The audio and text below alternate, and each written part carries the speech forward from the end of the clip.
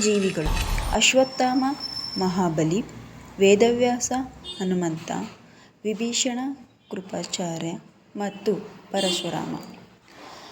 ಅಮರತ್ವ ಒಬ್ಬರಿಗೆ ವರವಾದರೆ ಮತ್ತೊಬ್ಬರಿಗೆ ಶಾಪ. ಹನುಮಂತನಿಗೆ ಅಮರತ್ವ ವರವಾದರೆ ಅಶ್ವತ್ಥಾಮನಿಗೆ ಅಮರತ್ವ ಶಾಪವಾಗಿದೆ. ಕಾರಣ, ಹನುಮಂತ ಧರ್ಮದ ಹಾದಿ ಹಿಡಿದು ಭಕ್ತರನ್ನು ರಕ್ಷಿಸಿದರೆ ಅಶ್ವತ್ಥಾಮ ಅಧರ್ಮದ ಹಾದಿ ಹಿಡಿದು ಪಾಂಡವರೆಂದು ತಿಳಿದು ಉಪಪಾಂಡವರನ್ನು ಮಲಗಿದ್ದಾಗ ಹತ್ಯೆ ಮಾಡುತ್ತಾನೆ. ಇದರಿಂದ ಕೋಪಗೊಂಡ ಶ್ರೀಕೃಷ್ಣ ಅಶ್ವತ್ಥಾಮನಿಗೆ ಶಾಪ ನೀಡುತ್ತಾನೆ. ಕಲಿಯುಗದ ಅಂತ್ಯದವರೆಗೂ ನೀನು ನೋವನ್ನು ಅನುಭವಿಸುತ್ತಾ ಚಿರಂಜೀವಿಯಾಗಿರು ಎನ್ನುತ್ತಾನೆ. ಆದರೆ